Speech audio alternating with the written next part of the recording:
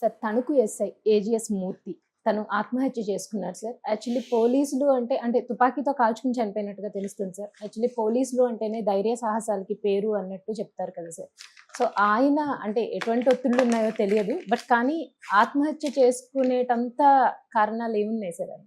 జనవరి 31వ తేదీ పగలే అక్కడ చంద్రబాబు బందోబస్తు డ్యూటీ ఉంది. ఆ బందోబస్తు డ్యూటీకి పోలీస్ స్టేషన్కి వచ్చిన ఎస్ఐ ఏజీఎస్ మూర్తి, ఆయన పేరు పూర్తి పేరు ఆదుర్తి గంగ సత్యనారాయణ మూర్తి, ఆయన ఏజెస్ మూర్తి అని పిలుస్తారు.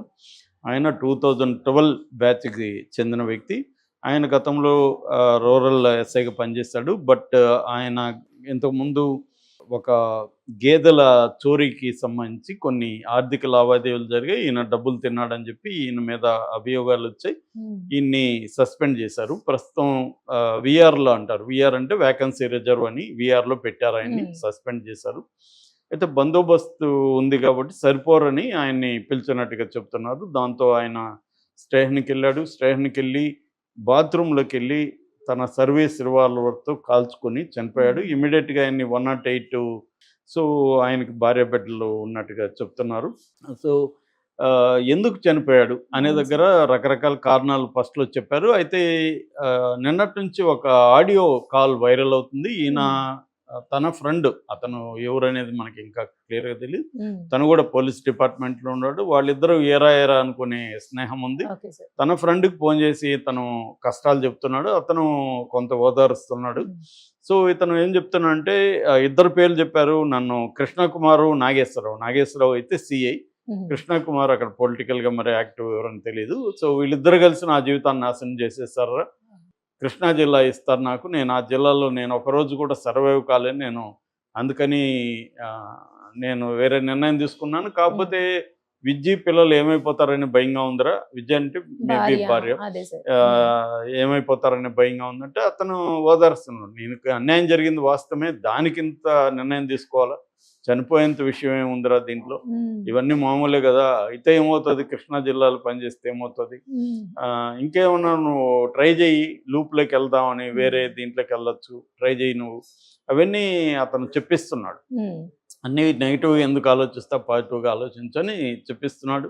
లేదరా నేను సర్వైవ్ కాలేను, వాళ్ళని ఎంతో హ్యాపీగా ఉందాం అనుకున్నాను, భార్య బిడ్డలతో ఇలా అవుతుంది అనుకోలేదు, వాళ్ళిద్దరు కలిసి నా జీవితాన్ని నాశనం చేశారనేది అతను చెప్తున్నాడు. మామూలుగా పోలీసు వ్యవస్థలో కింది స్థాయి ఉద్యోగుల మీద తీవ్రమైన, పై స్థాయి ఉద్యోగుల మీద కూడా ఉండదని కాదు, కానీ అదొక బ్యూరోక్రటిక్ వ్యవస్థలో మొత్తం చాలా వ్యవస్థలు మారినా ఇప్పటికీ కొన్ని వ్యవస్థలు బ్రిటిష్ కాలం నుంచి డ్రాస్టిక్ చేంజ్ లేదు. రెవెన్యూ ఫర్ ఎగ్జాంపుల్, రెవెన్యూ వ్యవస్థ అనేది ఎంతో టెక్నాలజీ ఎంతో వచ్చినా కూడా అక్కడ సేమ్ పాత పద్ధతులు, నేనైతే గత 30 ఏళ్ళుగా చూస్తున్న దానికి పెద్ద భిన్నంగా లేదు. ఇప్పటికీ అలాగే ఉంది. ఇప్పటికీ ఒక బర్త్ సర్టిఫికేట్, ఒక డెత్ సర్టిఫికేట్ త్వరగా తెచ్చుకోలేని పరిస్థితి లేదు. మొన్నెవరో నేను అక్కడికి వెళ్ళుంటే సచివాలయంకి ఏళ్ల తరబడి సమస్యలు సాల్వ్ కాకుండా పెండింగ్లో ఉంటాయి. అది పోలీస్ వ్యవస్థ కూడా. పోలీస్ వ్యవస్థ అంటే బానిసకు ఒక బానిస అని శ్రీశ్రీ చెప్పినట్టుగా,